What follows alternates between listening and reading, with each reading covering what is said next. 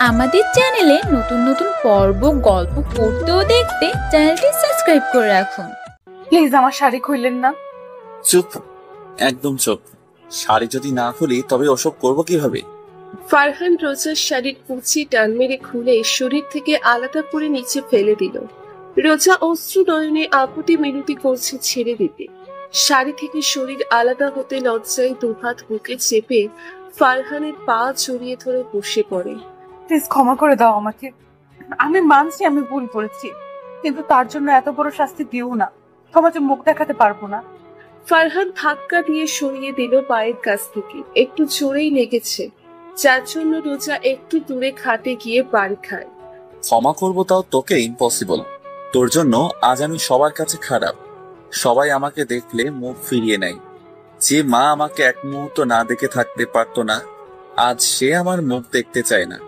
তোর জন্য ভার্সিটিতে থেকে আমাকে বের করে দিয়েছে। কি বলেছিলি আমার তোর লজ্জাহরণ করছে, তাই আজও সেই মিথ্যা কথা সত্যি করে দেব? বলেই ফারহান রোজাকে টেনে তুলে দাঁড় করায়। রোজার ছোটার জন্য ছটফট করছে। ফারহান সেদিকে লক্ষ্য না করে ধাক্কা দিয়ে বিছানায় ফেলে দেয়। চোখে তার প্রতিশোধের নেশা, যা দেখে রোজার গলা শুকিয়ে কাঠ হয়ে যায়। ভয়ে রোজার হাত পা কাঁপছে, নিজেকে শূন্য মনে হচ্ছে। আজ কি সত্যি সে ধর্ষিতা হয়ে যাবে, যা নিছকই মজার ছলে বলে ছিল? আজ তা সত্যি হতে চলেছে। চোখ দিয়ে পানি পড়ছে। ও জানেই না ফারহানের সাথে এত কিছু হয়েছে সামান্য একটা কথা বলার জন্য। ও তো জাস্ট মজা করার জন্য এসব বলেছিল। আর সেই মজার জন্য যে কারো এত বড় ক্ষতি হয়ে যাবে ভাবতেও পারেনি। এই এক সপ্তাহে নানু বাড়ি ছিল রোজা, তাই ভার্সিটিতে কি হয়েছে ও জানে না। আজ ভার্সিটিতে পহেলা বৈশাখীর অনুষ্ঠান ছিল, তাই শাড়ি পরে এসেছিল। কিন্তু ভার্সিটিতে যেতে পারিনি, তার আগেই কেউ ধরে নিয়ে আসে। সে আর কেউ না, ফারহান। ফারহান, আমার এত বড় সর্বনাশ করো না। আমি তোমার পায়ে পড়ছি। আমি জানতাম না আমার ছোট মিথ্যা বলায় তোমার এত বড় ক্ষতি হবে। Believe me please. হাসালে, তুমি জানো না আমাকে বলবে আর আমি বিলিভ করব? তোমার মতো মেয়েদের আমার জানা আছে, সবকিছু করে এখন না জানার ভান করছো। প্লিজ বিলিভ করো। আমি রোজাকে আর কিছু বলতে না দিয়ে ফারহান ওর উপর শুয়ে পড়ে। রোজা কি করবে বুঝতে পারছে না, কি করে ফারহানকে থামাবে। ফারহান রোজার হাত নিচের হাত দিয়ে খাটে চেপে রোজা আহ করে ওঠে, একটু ছুঁড়ে চেপে ধরেছে। প্লিজ। ফারহান ঠোঁটে আঙ্গুল দিয়ে থামিয়ে দেয়। রোজা ভেবেই নিয়েছে ওর সাথে আজ খারাপ কিছু হবেই। ও চোখের পানি ছেড়ে দিয়ে চোখ বন্ধ করে নিল। এখান থেকে আর বাড়ি ফিরে যাব না। নিজেকে শেষ করে দেব। নিজের দোষে আজ এই দিনটা দেখতে হচ্ছে। অনেকক্ষণ ধরে চোখ বন্ধ করে আছে রোজা, কিন্তু ফারহানের কোনো টাচ এখনো শরীরে পড়েনি, বরং সরে গেছে মনে হলো। হাতও আলগা। সঙ্গে সঙ্গে চোখ মেলে তাকাই রোজা, দেখে ফারহান খাটের কিনারে মাথা নিচু করে বসে আছে। রোজা কিছু বুঝতে পারছে না। ফারহান চাইছেটা কি? এভাবে আমার দিকে না তাকিয়ে দেখে চলে যা আমার সামনে থেকে। গো নাও। রোজা অবাক হয়ে তাকিয়ে আছে। কি বলেছে? চলে যেতে? আমি কি ঠিক শুনলাম? উঠে দাঁড়িয়ে গেলাম। আমি সত্যিই যাব। তুমি? কেন, তুই কি ধর্ষণ হতে চাস নাকি? না, কিন্তু যা বলছি এই মুহূর্তে যদি না যাস তাহলে যা করিনি তা কিন্তু করে দেব। আমি মেয়েদের যথেষ্ট সম্মান করি, তাই তোকে ছেড়ে দিলাম। কিন্তু কোনোদিন আমার সামনে আসিস না, তাহলে আমি এই কাজটা করেই ফেলবো। তোর জন্য আমার জীবন তছনছ হয়ে গেছে। আমি তোকে জাস্ট ভয় দেখানোর জন্য এত কিছু করেছি। কি হলো, এখনো দাঁড়িয়ে আছিস কেন? যা। রোজা আর কিছু না বলে ঝটফট শাড়ি নিয়ে বাথরুমে চলে যায়। কোনো রকম পরে দরজা খুলে বেরিয়ে যায়। বাড়িতে এসেই কারোর সাথে কোনো কথা না বলে রুমে চলে যায় রোজা। এখনো ও ভয়ে আত্মা কাঁপছে। রোজা কি ভয়ঙ্কর কিছু করতে যাচ্ছিল? কিন্তু আল্লাহ বাঁচিয়ে দিয়েছে। রাতে শুয়ে আছে খাটে রোজা, বারবার ফারহানের কথা মনে পড়ছে। রোজা ওর ফ্রেন্ড আনিশাকে কল করে জেনেছে যে ফারহানকে ভার্সিটি থেকে বের করে দিয়েছে, আর সব ওর জন্য। এসব শোনার পর তখন থেকেই খারাপ লাগছে আমার। এই মিথ্যা বলায় ফারহানের এত বড় ক্ষতি হবে জানলে কখনো বলতাম না। সাথে ফারহানের জন্য শ্রদ্ধাও আসছে। ও চাইলে আমার সাথে অনেক কিছু করতে পারতো, কিন্তু ও এভাবে কিছু করেনি। ভয় দেখানোর জন্য এত কিছু করেছে। এত ভালো ও, আর আমার জন্য কিনা সবার কাছে খারাপ হলো। রোজা ভার্সিটিতে এসে সোজা স্যারের রুমে এসে নক করে ভিতরে ঢুকলো। স্যারকে সব বলতে হবে যে ফারহান আমার সাথে খারাপ কিছু করেনি। আমি সেদিন মিথ্যা বলেছি, যা শাস্তি দেওয়ার আমাকে দিন, আমি মাথা পেতে নিব। স্যার স্যার আমাকে দেখে দাঁড়িয়ে গেল। আরে রোজা মাঝে এতদিন পরে যে, আমি তো জানি ওই রাস্কেলের জন্য ভার্সিটিতে আসেনি। ওকে আমি ভার্সিটি থেকে বের করে দিয়েছি। এখন তো আর সমস্যা নেই, তাই না মামুনি? তোমার আব্বুকে কিছু বলেছো এসব? না। বাঁচালে মামুনি, আমি তো চিন্তায় ছিলাম কখন তোমার আব্বু এসে আমার চাকরিটা খেয়ে নেয়। না বলে বাঁচিয়েছো। ফারহানের মতো ছেলেকে এমন শাস্তি দিয়েছি, ওর আর কোনো ভার্সিটিতে পড়তে পারবে না। স্যার আপনার সাথে আমার জরুরি কথা আছে। হ্যাঁ বলো মামুনি। কি যে হবে কে জানি, চোখ বন্ধ করে বলতে লাগলাম। স্যার ফারহান আমায় কিছু করেনি। ওই দিন আমি যা বলেছিলাম সব মিথ্যা ছিল। আমি ফ্রেন্ডদের সাথে ডিয়ার নিয়ে এসব করেছিলাম। আমি ভাবতেও পারিনি এতটুকু বলতেই আপনারা ওকে এইভাবে ভার্সিটি থেকে বের করে দেবেন। ওর কোনো দোষ নেই স্যার। চোখ খুলেই স্যারের দিকে তাকাতেই স্যার জোরে চিৎকার দিয়ে দাঁড়িয়ে গেল। তুমি এমন একটা কাজ করছো, আমি তো বিশ্বাস করতে পারছি না। রোজা তোমাকে কত ভালোবাসে। রোজা তোমাকে কত ভালো ভাবছিলাম, সেই তুমি কিনা এমন মিথ্যা বললে। এই জন্যই তো বলি, এত ভালো একটা ছেলে কি করে এইসব করতে পারে। স্যারের রুম থেকে বেরিয়ে এলাম। স্যারের বকা আমার কিছুই হয়নি। ফারহান যে ভার্সিটিতে আসতে পারবে এতেই অনেক। কিন্তু এটা বুঝতে পারলাম যখন আমার কথা বিশ্বাস করেছিল তখন ফারহানকে কত খারাপ কথা বলেছিল। আর এখন যে জানতে পারলো ফারহানের দোষ নেই, সেই সে মহান ব্যক্তি। এরা এমন কেন? খারাপ কিছু পেলে পৃথিবীর সব থেকে খারাপ বানিয়ে দেয়, আর ভালো কিছু পেলে সবচেয়ে ভালো। সত্যিটা যাচাই করে না। বাইরে এসেই পলির সাথে দেখা। পলি আমার বেস্ট ফ্রেন্ড। ওকে দেখে জিজ্ঞেস করলাম সব, আর বললাম তোরা তো সব জানতি যে এগুলো মিথ্যে, তাহলে বলিসনি কেন? ও বললো ও নাকি বলতে চেয়েছিল, কিন্তু হাসিব, সোহেল, নিশা ওরা নাকি বলতে দেয়নি। পলির থেকে ফারহানের বাসার ঠিকানা নিলাম। কি রে, ফারহানের ঠিকানা নিয়ে কি করবি? আমি ওদের বাসায় যাব। কিন্তু কেন? দরকার আছে। ওকে বাসা থেকে তাড়িয়ে দিয়েছে, আমার কিছু করতে হবে। ক্লাস করবি না? না। পলিকে সব বলে আমি চলে এলাম গেটের কাছে। আসতেই অনেক সামনে এসে পথ আটকালো। হে রোজা, হাউ আর ইউ? ফাইন, সামনে থেকে সরো।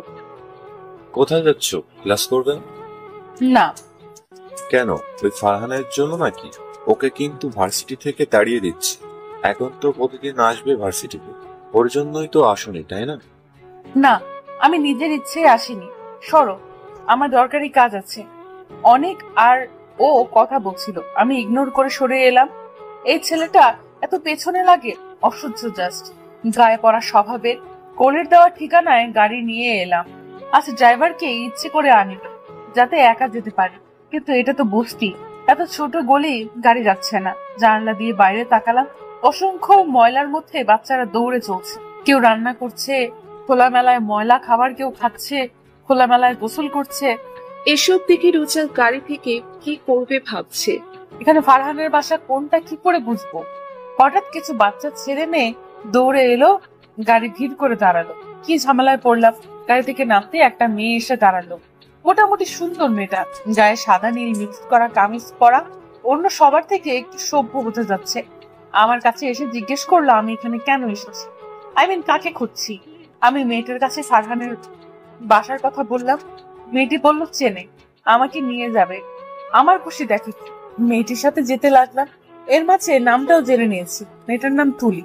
চিকন গলির ভেতর দিয়ে যাচ্ছি, নাক আমার বন্ধ হয়ে আসছে। কি গন্ধ! এখানে কিভাবে থাকে এরা? নাক ধরে হাঁটছি।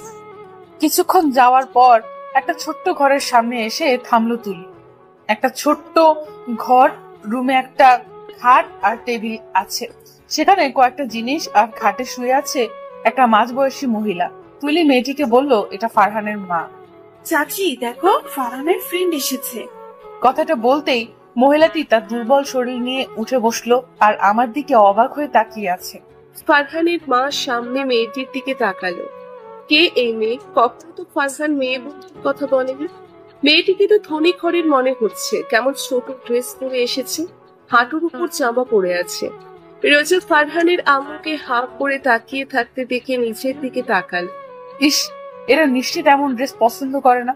রোজা ছোট্ট একটা টপস পরে এসেছে। রোজা এমন করে তাকিয়ে থাকায় অস্বস্তি ফিল হচ্ছে।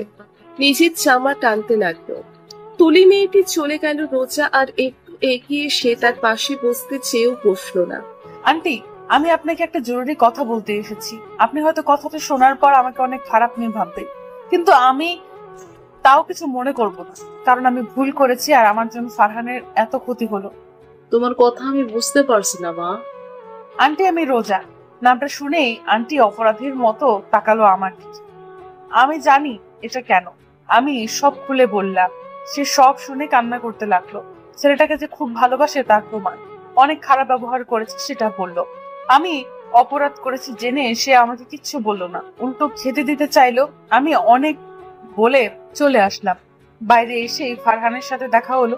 কেমন অবস্থা হয়েছে তাকানো যাচ্ছে না, খুব মায়া হচ্ছে। আমাকে দেখে অবাক হয়েছে। রেগে দৌড়ে আমার হাত শক্ত করে ধরে বলল, কি হচ্ছে ফারহান? আমার হাত ছাড়েন, আমি ব্যথা পাচ্ছি। ফারহান শক্ত করে আমার হাত মুঠো করে ধরেছে। আমি সত্যি ব্যথা পাচ্ছি। ফারহানের চোখ লাল টকটকে হয়ে আছে, যেন চোখ দিয়ে ভস্ম করে দেবে আমাকে। চেঁচিয়ে আমাকে বলল, তুই এখানে কি করছিস? আমি এখানে। আর কিছু বলতে পারলাম না। তুলি নামের মেয়ে দৌড়ে এলো আর বলল, এ কি, তুমি ওকে এইভাবে ধরে চেঁচামেচি করছো কেন? বন্ধুর সাথে কেউ এমন আচরণ করে? কি বলেছিস? কে আমার বন্ধু? কেন, এই মেয়েটা তোমার বন্ধু না? না, এই মেয়ে আমার শত্রু। একে জানিস রোজা, যার জন্য আমার জীবন নষ্ট হয়ে গেছে, তাকে আমার বন্ধু ভাবছিস? কি বলছো? এসে কাল লাগেনি যে তোমার ভার্সিটির সবার সামনে বলেছে যে তুমি ওর লজ্জা হরণ করেছো ক্লাসের দরজা বন্ধ করে, যার জন্য তোমাকে ভার্সিটি থেকে তাড়িয়ে দিয়েছে? আর আমাকে কি মিথ্যে বলে কিনা তোমার ফ্রেন্ড, তাই তো চাচির কাছে নিয়ে গেছিলাম। মেয়েটা বাজে ভাবে নানা কথা বলেই যাচ্ছে। আমি নাকি আর মিথ্যা বলার জন্য এসেছি এসব বলছে। ফারহানের চোখে নিজের জন্য শুধু ঘৃণা দেখতে পাচ্ছি। কেন জানি খুব খারাপ লাগছে, চোখ দিয়ে পানি পড়ছে। আমি তো সবাইকে সত্যিটা বলে এসেছি, আর ফারহান আমায় ভুল বুঝছে। আমার কোনো কথা না শুনে টেনে আবার বাড়িতে নিয়ে আসে আর চেঁচিয়ে ও মা মা করে ডাকতে লাগলো। ফারহানের মাও বেরিয়ে আসে। আস্তে আস্তে এসে আমার সাথে ফারহানকে দেখে বেশ অবাক হয়। ফারহান একের পর এক বাজে কথা আমার নামে বলে ফেলেছে। আন্টি রেগে তাকিয়ে আছে। আমি মাথা নিচু করে চোখের পানি ফেলছি। হঠাৎ ঠাস করে শব্দে চোখ উপরে তুলে থমকে গেলাম। আন্টি ফারহানকে চড় মেরেছে। ফারহান এক হাত গালে রেখে আছে আর এক হাত এখনো আমার বাম হাত শক্ত করে ধরে আছে। আন্টি হাত ছাড়িয়ে নিল। তোকে দেখে অবাক হচ্ছি ফারহান, তুই একটা মেয়ের সাথে এমন বাজে বিহেভ কি করে করতে পারছিস? এভাবে টেনে নিয়ে এসে যা না তাই বলছিস। জানিস ও কেন এসেছিল? জানিস না, না জেনে কি করে নিজের ইচ্ছা মতো বলতে পারলি? ও তোর সাথে যা করেছে সব আমার কাছে এসে স্বীকার করেছে। বলেছে তুই ওর সাথে কিছুই করিসনি। ও যা বলেছে সব মিথ্যে। তোর স্যার ফোন দিয়ে তোকে আবার ভার্সিটিতে যেতে বলেছে। রোজা ভার্সিটিতেও সব স্বীকার করেছে। ও নিজের ভুল বুঝতে পেরেছে, তার জন্য সবার কাছে ক্ষমাও চাইছে। আমি ক্ষমাও করে দিয়েছি, কিন্তু তুই একটা ছেলে হয়ে ওর সাথে এখন এমন ব্যবহার কি করে করছিস? আমি কি তোকে এই শিক্ষা দিয়েছি? ফারহান হয়তো এগুলো শুনে প্রচুর মাপের অবাক হয়েছে। অবাক চোখে আমার দিকে তাকালো। রাতে রুমে শুয়ে আছি, হঠাৎ ভাইয়া এসে মাথার কাছে এসে বসলো।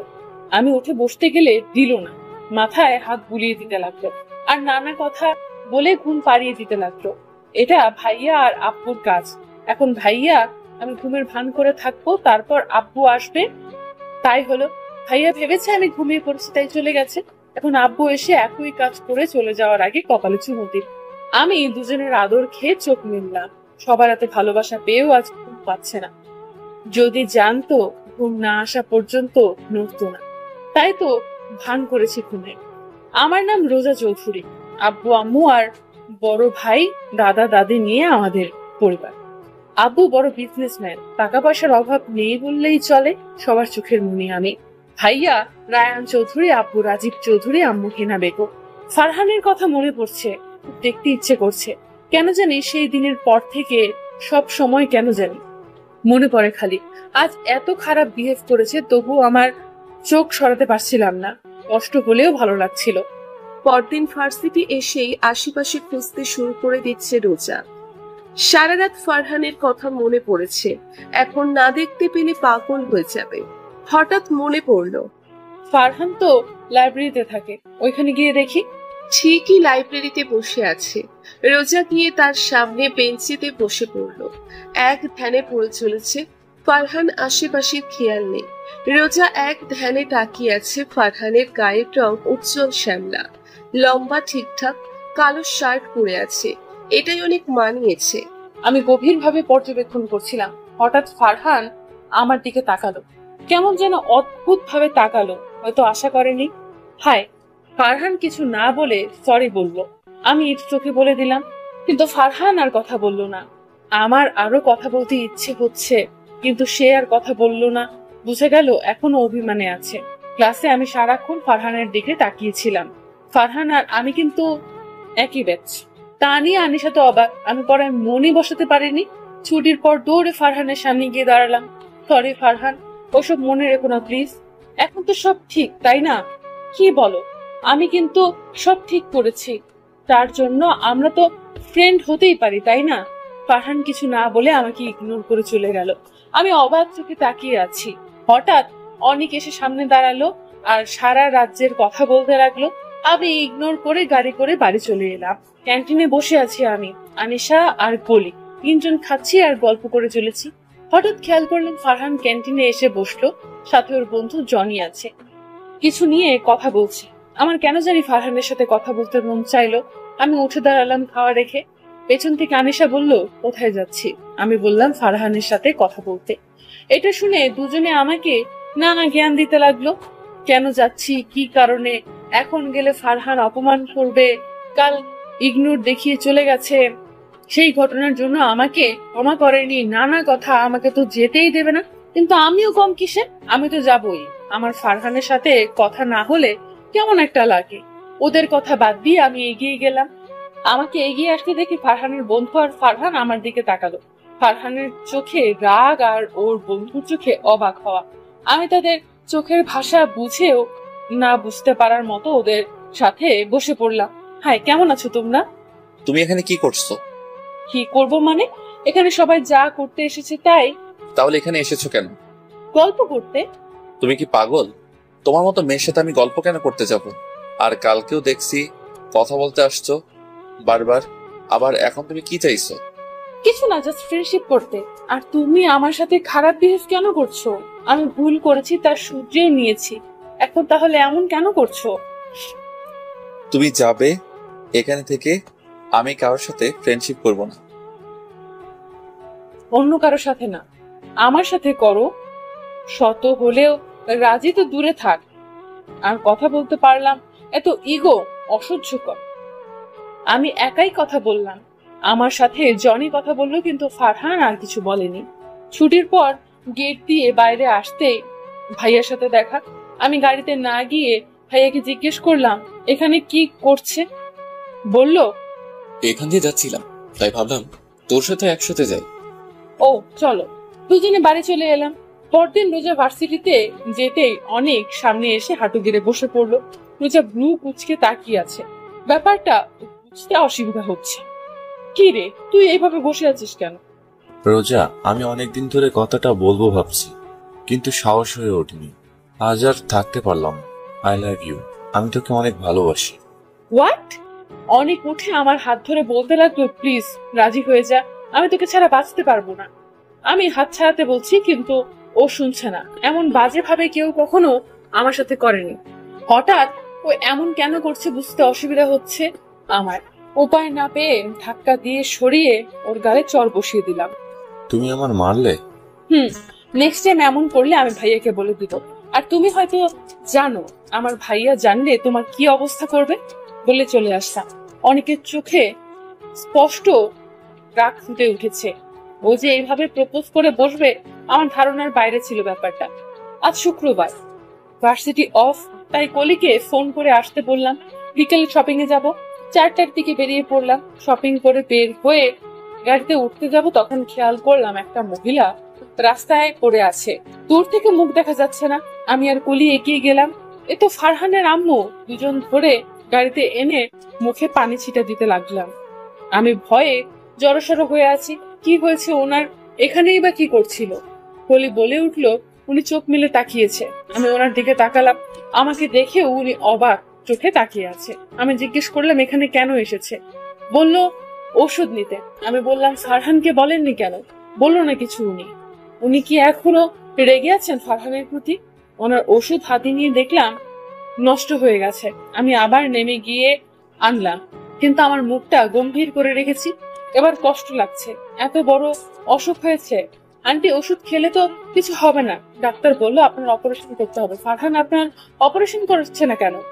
আচমকা আমার হাত ধরে আকুতি মিনতি করে বলতে লাগলো, ফারহান কিছু জানে না মা, ওকে কিছু বলিনি। তুমি আবার বলে দিও না, ছেলেটা তাহলে পাগল হয়ে যাবে। এত টাকা কোথায় পাবে ও, তাই তো বলিনি। আমি অবাক হয়ে ওনার মুখের দিকে তাকিয়ে আছি। কলি আর আমি ওনাকে দিয়ে যেতে আসলাম, কিন্তু কলি নামলো না নোংরা দেখে।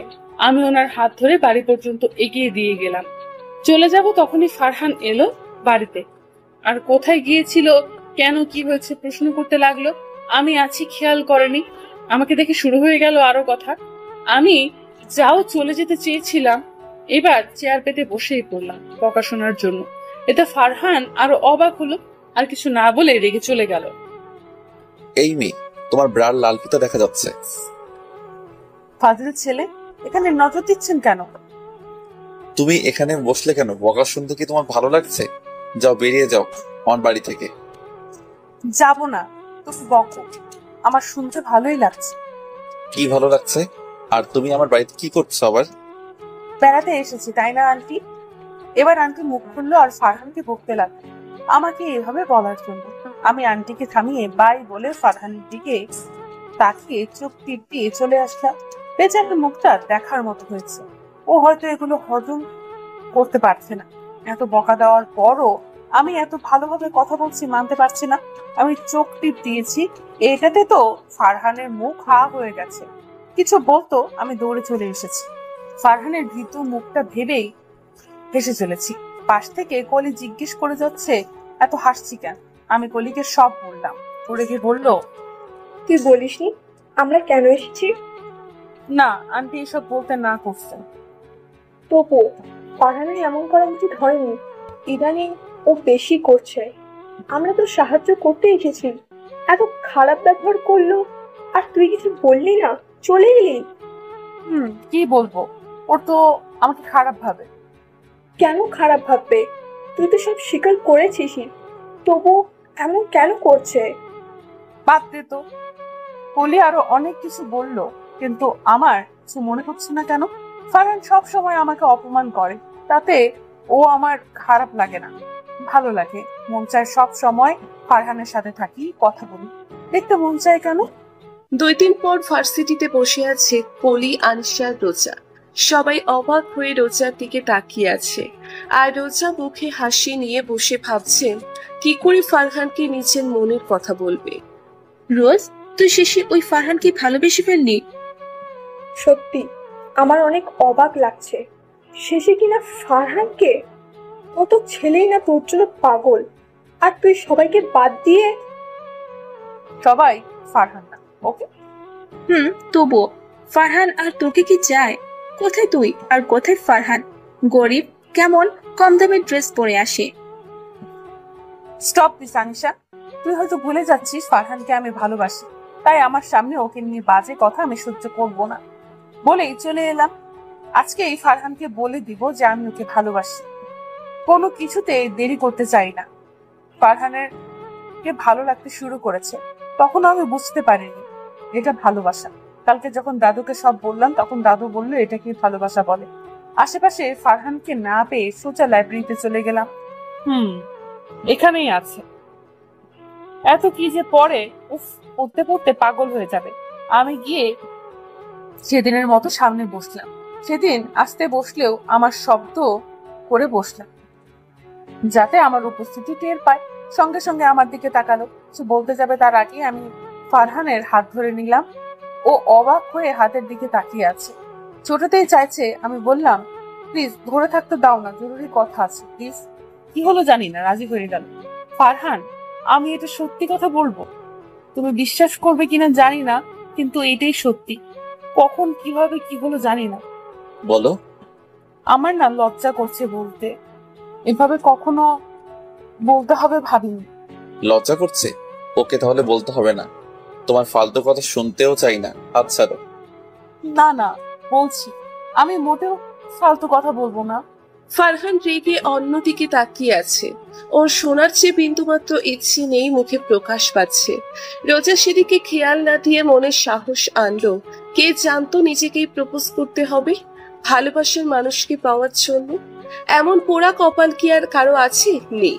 চোখ বন্ধ করে এক নিঃশ্বাসে বলে দিল, আর সঙ্গে সঙ্গে ভূমিকম্প হলো মনে হয়। কথাটা বলতে দেরি হলেও আমার ধাক্কা খেতে দেরি হলো না। ফারহান ধাক্কা মেরে আমার হাত ওর হাত থেকে ছাড়িয়ে নিল। আমি আচমকা ধাক্কায় ঠাস করে নিচে পড়ে বসে পড়লাম। ফারহানের দিকে তাকিয়ে দেখি রেগে আমার দিকে তাকিয়ে আছে। আমি উঠে দাঁড়িয়ে কিছু বলবো, ফারহান বলে উঠলো, তোমার সাহস কি করে হলো এই কথা বলার? আর ভাবলে কি করে আমি বিশ্বাস করবো এই কথা? ফালতুর একটা লিমিট আছে। কি চাইছো, আবার আমাকে সবার সামনে হেনস্থা করতে? এখন আবার ভালোবাসার নাটক করে তোমার মতো মেয়ের সাথে এই জন্যই আমি কথা বলতে চাই না। কি আবল তাবল বলছো ফারহান? আমি কোনো নাটক করছি না। I really love you. আর একটা বাজে কথা বলবে না। তোমরা ধনীরা কি পেয়েছো আমাদেরকে বলো তো? একবার অপমান করবে, আরেকবার ভালোবাসি বলবে। ওয়াই? আমি সত্যি তোমাকে ভালোবাসি, আর আগের জন্য তো ক্ষমা চেয়েছি, সবাইকে বলেও দিয়েছি, তবু কেন এমন ব্যবহার করছো?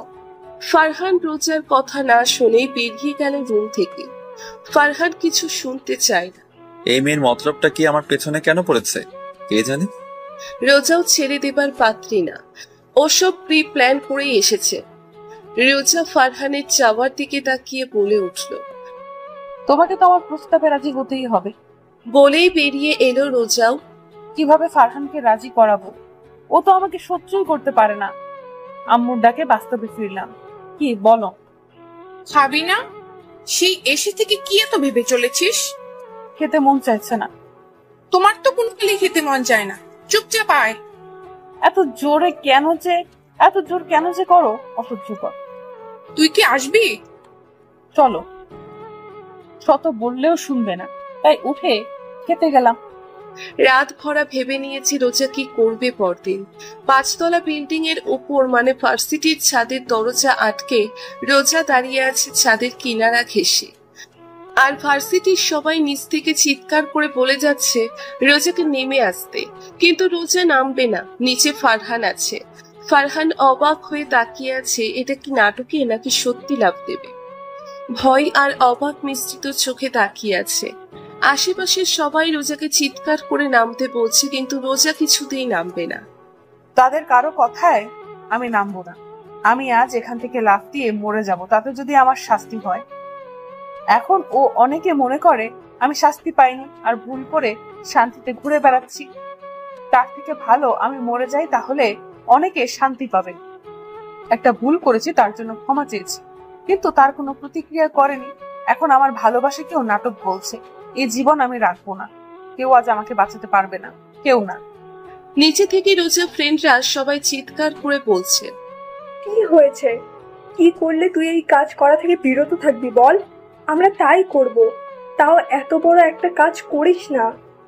রোজা এতক্ষণ ধরে এই আশাতেই ছিল, কখন ওর ইচ্ছে জানতে চাইবে, কি করলে থামবে। এবার রোজা যা বলল তাতে সবাই অবাক হয়ে ফারহানের দিকে একবার রোজার দিকে তাকালো। রুমে বসে আছে রোজার মুচকি মুচকি হাসছে। এত খুশি লাগছে, মন চাইছে নাচ করি, কিন্তু পারছি না করতে। খুশিতে আমার উঠে নাচতেও কেমন অলস লাগছে। এত খুশি আমি রাখবো কোথায়? উফ, মুহূর্তটার কথা মনে পড়তেই কেমন সারা শরীরে শিহরণ বয়ে যাচ্ছে। ভাবতেই পারছি না সারা ভার্সিটির সামনে আমি একটা ছেলের জন্য এমন করলাম। এটাকে কি ভালোবাসা বলে? যাই করি, অবশ্য ফারহান রাজি হবে সবার সামনে ভাবতেই পারিনি। সবার সামনে ফারহান আই লাভ ইউ বলবে, ওর মুখে স্পষ্ট রাখছিল, কিন্তু সবাই আমার এই কাজে ওকে বলতে বাধ্য করে। আমি তো সেই খুশিতে ভাবেই বলেছি তো কথাগুলো ভাবছি আর মুচকি মুচকি হাসছি। হঠাৎ ভাইয়া রুমে এলো আর আমাকে এইভাবে হাসতে দেখে বুক মুচকে তাকিয়ে পাশে এসে বসল। কিরে রোজ, এত হাসছিস কেন? চলো কথা বল। এত খুশি কেন আমার বোনটা? ভাইয়া আমি আজকে অনেক খুশি, এত যে তোমাকে বলে বোঝাতে পারবো না। আচ্ছা, এত খুশির কারণটা কি আমি জানতে পারি? না। কেন? এখন বলবো না, পরে বলবো। ভাইয়া আরো অনেক কিছু জিজ্ঞেস করতো, কিন্তু আব্বুর ডাকে চলে গেল। যাওয়ার আগে ভাইয়া আমার মাথায় টোকা মেরে চলে গেল। 1 মাস চলে গেছে ফারহানের পেছনে পড়েছে, কিন্তু ওর দিক থেকে খুব কমই সাড়া পাই। ও যে আমাকে ভালোবাসে না বোঝা যায়, কিন্তু আমি হাল ছাড়ছি। ভার্সিটি গিয়ে আমি ওর পেছনে পড়ে থাকি, একসাথে বসি, কিন্তু সেই মাথায় বসে আমি ঘেসলেই দাঁড়িয়ে পড়বে। কোন জ্বালা! স্যাররা সবাই তো জানে আমার আর ওর কথা, তাই কেউ কিছু বলে না, কিন্তু দাঁড়িয়ে পড়লে রেগে উঠে দাঁড়ায়। আর তা নিয়ে স্যারের বকা ফ্রি। ভার্সিটি শেষে ফারহানকে খুঁজছি, নেই, সারা ভার্সিটিতে নেই। আমি আর কিছু না ভেবে গাড়িতে উঠে বসলাম। ফারহান যে লুকিয়ে আছে আমি জানি। আমিও আজ কিছু বলবো না, কারণ আজ সোজা ওর বাড়িতে চলে যাব। যা বাবা তাই করলাম, কিন্তু এসে এখানে আমি ভয় পেয়ে গেলাম। আন্টি খাটের নিচে পড়ে আছে, উঠতে চাইছে, পারছে না। আমি দৌড়ে তার পাশে গিয়ে বসে পড়লাম। আন্টি তোমার কি হয়েছে? আন্টিকে ধরে খাটে উঠিয়ে বসালাম। আন্টির মাথা ধরে বসে রইলাম, কিছু বলতে পারলো না কিছু সময়। আন্টি কি হয়েছে তোমার? পড়লে কি করে? ওই মাথাটা একটু ঘুরে উঠেছিল। তুমি ফারহানকে কিছু বলনি? না রে, ওকে বলা যাবে না এইসব, তুইও বলিস না। কি বাজে বলছো? তোমার শরীর এত দিন ধরে খারাপ, ওকে কিছু বলনি কেন? আর একা একা ডাক্তার কি দেখাও? তোমার কি হয়েছে আমাকে বলো। কিছু না, এমনি। আমার মাথা ধরে রইলো, আর কিছু বলতে পারছে না। কি হলো, আবার খারাপ লাগছে? চলো আমি তোমায় নিয়ে যাচ্ছি। ফারহানকে কল করে আসতে বলি। সঙ্গে সঙ্গে আন্টি আমার হাত ধরে বলে ফেললো, না, ওকে কল করিস না, বা ওকে কিছু বলা যাবে না। মানে কি বলছো তুমি? ফারহানকে কিছু বলিস না, ও পাগল হয়ে যাবে। তাই বলে আন্টির জোরাজোরিতে আমি কিছু বললাম না, কিন্তু আন্টিকে জোর করে হাসপাতালে নিয়ে গেলাম। আর নিয়ে যা শুনলাম তাতে আমার পায়ের নিচের থেকে মাটি সরে গেল। গাড়িতে বসে আসছি, কিছু বসতে পারছি না। আমার রাগ, অভিমান, কষ্ট সব হচ্ছে। আন্টির দিকে তাকাতেই আমার হাত মাথায় রাখলো। আমি অবাক হয়ে তাকিয়ে আছি। আমার মাথায় হাত রেখে বল, তুই ফারহানকে কিছু বলবি না এই ব্যাপারে? হাত ছাড়ো, আমি এমনিতেই রাগ হচ্ছে তোমার উপর। হাত ছাড়ো, আমার এমনিতে রাগ হচ্ছে তোমার উপর। এত বড় কথা কিভাবে তুমি লুকাতে পারলে? এখন আবার ফারহানকে বলতে না করছো। তোমার কিছু হলেও বাঁচবে কি করে? তোকে নিয়ে বাঁচবে, আমি কি আর সারা জীবন থাকবো নাকি? একদিন তো বলতেই হবে, সেটা না হয় আগেই। তুমি খুব খারাপ আন্টি, খুব খারাপ। বলে আন্টিকে জড়িয়ে ধরলাম। এত কষ্ট হচ্ছে বলে বোঝাতে পারবো না। আন্টি এমন একটা কথা কিভাবে না বলে থাকতে পারলো? আগে বললে কিছু করা যেত, কিন্তু এখন আর কোনো পথ খোলা নেই। আন্টির মাথায় টিউমার হয়েছে, যা অনেক দিন ধরে। আন্টি হাসপাতালে একা এসে জেনেছে। তখন অপারেশন করলে ঠিক হতো, টাকার জন্য করেনি। কিন্তু এখন আর সময় নেই, যে কোনো সময় তার সময় শেষ হবে, যা ডাক্তার বলেছে। ফারহান এসব জানলে কি করবে? ওকে সামলাবো কি করে? আবার আন্টির মাথায় হাত রেখে প্রতিজ্ঞা করালেও কোনো ঝামেলায় পড়লাম। আমি কোন দিকে যাব? ফারহানের সাথে মজা আর করলাম। বাড়ি চলে এলাম আন্টিকে বাড়ি পৌঁছে দিয়ে। রাতে নিচে আর খেতে যাইনি। খাওয়া থেকে মন মানসিকতা আমার হয়ে ওঠেনি। আন্টির কথা ভাবলেই বুকের ভেতর দুমড়ে মুচড়ে যাচ্ছে। এই কয়েকদিনে আন্টির সাথে অনেক সময় পার করেছি, অনেক ভালো সম্পর্ক তৈরি হয়েছে। সবসময় মা বলে কথা বলে। তার কিনা সময় শেষ হয়ে আসছে রে। কোন সময় ডাক্তার বলেছে উনি এই আছে আর এই নেই, সময় একদম শেষ পর্যায়ে। ডাক্তারকে কত বললাম আপনার যত টাকা লাগে আমি দেব, একটা চেষ্টা করেন, কিন্তু ডাক্তার একেবারে না করে দিয়েছে। আগে হলে এটা ঠিক করা সম্ভব ছিল, কারণ তখন টিউমারটা ছোট ছিল। মাথায় অপারেশন করাটা এমনিতেই রিস্ক, তবুও চেষ্টা করলে আশা করা যেত। কিন্তু এখন ওইটা আকারে বড়র সাথে ফেটে উঠেছে। এখন মাথা ব্যথা বেশি, এই জন্যই হয়েছে। ফারহান এসব জানলে কি করবে কে জানে। আন্টি মাথায় হাত রেখে আমার মুখ বন্ধ করে দিল। কি করে হারিয়ে যাবে সবাইকে, একদিন মরে যেতে হবে। কিন্তু তবুও মানতে এত কষ্ট কেন হয়? বাইরে থেকে দরজা ধাক্কা দিচ্ছে আম্মু। রোজ, দরজা খোল। তুই খাবি না? দেখ 10টা বাজে। আর কতক্ষণ ওয়েট করবো সবাই? আম্মু, আমি বলেছি তো আজ খাবো না, প্লিজ আমাকে ডেকো না, তোমরা খেয়ে শুয়ে পড়ো। এসব কি কথা রোজ? খাবি না কেন? কি হয়েছে? অসুখ হলো নাকি? দরজা খোল, আমার কিন্তু চিন্তা হচ্ছে। আম্মু, একটু বললে এত বেশি কেন বোঝো তুমি? আর আমার কোনো অসুখ হয়নি, এমনি ভালো লাগছে না। মার যাওয়ার নাম নেই, সে নানা কথা বলেই চলেছে। অবশেষে আর না পেরে দরজা খুলে দিলাম। আম্মুকে জড়িয়ে ধরে রইলাম কিছুক্ষণ। এমন বিহেভে আম্মু আরো আতঙ্কিত হয়ে নানা কথা বলতে লাগলো। আমি কিছু না বলে বুকে মাথা রেখে চুপ করে রইলাম। আম্মুকে অনেক বুঝিয়ে পাঠিয়ে দিলাম। আম্মু চলে যাবার পর আমি ফারহানকে কল করলাম। কি? No receive? এই ছেলেটা কখনো সঙ্গে সঙ্গে আমার ফোন রিসিভ করে না, আজও না।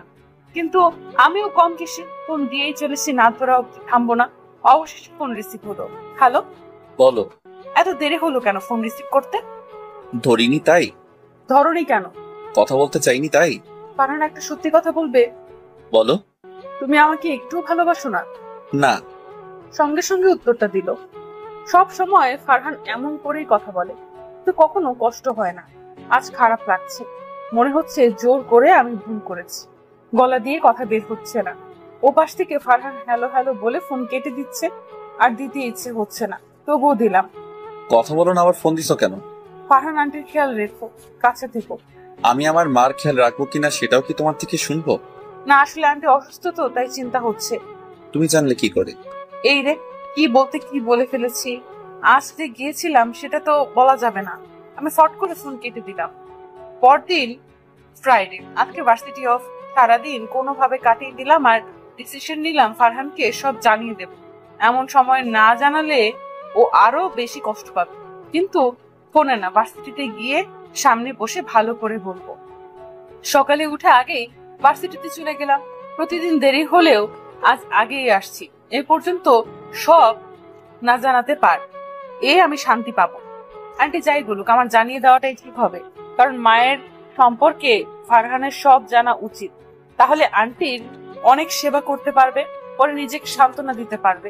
কিন্তু এটা পরে জানলে কষ্ট অনেক বেশি পাবে। সারা ভার্সিটি খুঁজে পেলাম না, বসে আছি, আসছেও না। আমি অনেক আগে এসে পড়েছি ভার্সিটি, এখনো ফাঁকা। আস্তে আস্তে সবাই আসছে, কিন্তু ফারহানের দেখা নেই। আর না পেরে ফোন লাগালাম, কিন্তু বরাবরের মতো রিসিভ হচ্ছে না। একের পর এক দিয়ে চলেছি, বিরক্ত হয়ে ফোন রেখে দিলাম, কিন্তু রিসিভ হলো না। দেখলাম ক্লাসের স্যার আসছে, দেখেই ক্লাস রেখে বেরিয়ে এলাম। আনিশা আজ আসেনি। হঠাৎ ফোন বেজে উঠলো, দেখলাম ফারহান। খুশি হয়ে রিসিভ করলাম। ফারহান, এসব কি? তুমি ফোন কেন রিসিভ করছো না? আর ভার্সিটিতে আসোনি, আজ কোথায় তুমি? খুঁজে পাচ্ছি না কেন? আজও লুকিয়ে আছো? প্লিজ নে এসো, আমার অনেক জরুরি কথা আছে তোমার সাথে। রোজা, আমি ফারহান না, জনি। জনি, তুমি কেন ফারহানের ফোন ধরেছো? ফারহানের কাছে দাও।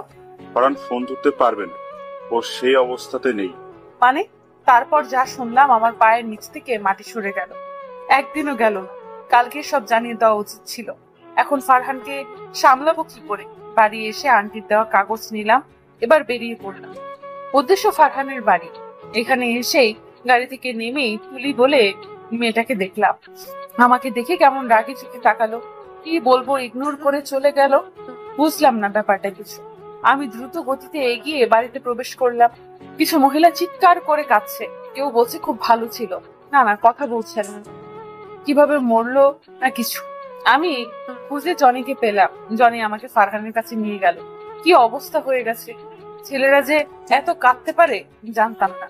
কখন কোনো ছেলেকে এইভাবে কাঁদতে দেখিনি। ছেলেরা অনেক কষ্টে হয়, কাঁদে না, কিন্তু ফারহান কাঁদছে বাচ্চাদের মতো। আমি ফারহানের কাছে এগিয়ে গিয়ে কাঁধে হাত রাখলাম। ও শান্তভাবে আমার দিকে তাকালো, কিন্তু বেশিক্ষণ শান্ত রইল না। তেজি হয়ে কঠিন করে তাকিয়ে উঠে দাঁড়ালেও ওর আমার কাছে রাগের কারণটা বুঝলাম না। কিছু জিজ্ঞেস করার আগেই আমার গালে চর বসিয়ে দিল। ঘটনা আকস্মিক। আমি হতভম্ব হয়ে গেলাম। ছল ছল চোখে তাকিয়ে আছি ফারহানের দিকে। ও আমাকে মারলো। কখনো কেউ আমার গায়ে হাত তুলেনি, আজ ফার্স্ট ফারহান আমার গায়ে হাত তুলল। যাকে এত ভালোবাসি তার থেকে এটা আমি আশা করিনি। কি করেছি আমি যার জন্য এমন কাজ করলো? আমি তোর কষ্টের জন্য এমন পাগলের মতো ছুটে এসেছি, আর ওই আমাকে কষ্ট দিল। গালে হাত দিয়ে চোখ ভর পানি নিয়ে তাকিয়ে আছি। ফারহান যা বললো তা শুনে আমার পায়ের নিচের মাটি সরে গেল। আমি নাকি আন্টির ক্ষতি করেছি, আমাদের রিলেশনের কথা আন্টিকে জানিয়েছি, আর তা আন্টি মানেনি, আমাকে অপছন্দ বলেছে, তাই আমি নাকি তাকে অপমান করেছি। আমার অপমান সহ্য করতে না পেরে সে অসুস্থ হয়ে আমি নাকি তখন হসপিটালে নিয়ে যাই, তারপর গলির মোড়ে নামিয়ে দিয়ে চলে যাই। আমি নাকি আন্টির মৃত্যুর জন্য দায়ী। এক নিঃশ্বাসে কথাগুলো চিৎকার করে বলল ফারহান। গাল থেকে হাত নামিয়ে অবাক হয়ে শুনছি। এসব কি বলছে পাগলের মতো? আমি কিছু বলতে যাব, পাশ থেকে তুলি বলে উঠলো, এই মায়াটা ভালো না আমি আগেই জানতাম, হুটহাট চলে আসে। আমি তো শুনলাম চাচির লোকে কি জানি কথা কইবার নইছে, হঠাৎ দেখলাম চাচিরে ধুইরা নিয়ে যাইবাই লইছে গাড়ির কাছে। আমি আসবো কিন্তু তার আগে গাড়ি চইলা গেল। আবার দেখি একটা ঔষধ হাতে দিয়া মায়াটা চইলা গেল। প্রথম দিন তো ভালোই ভাবছিলাম, কিন্তু এখন দেখি কত সেনা। একদমে কথাগুলো বলছে, কি থেকে কি বলছে আমার মাথায় ঢুকছে না।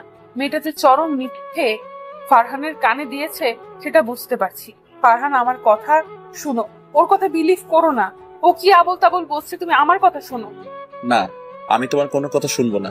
তুমি এই মুহূর্তে বেরিয়ে যাও। তোমার জন্য আমি আমার মাকে হারিয়েছি। জোর করে আমাকে রিলেশন করতে বাধ্য করেছো। সারা ভার্সিটির সামনে আবার আমার মাকে সব বলে কষ্ট দিলে কেন বলো? কেন আমার জীবনটা নরক করে দিলে? কেন?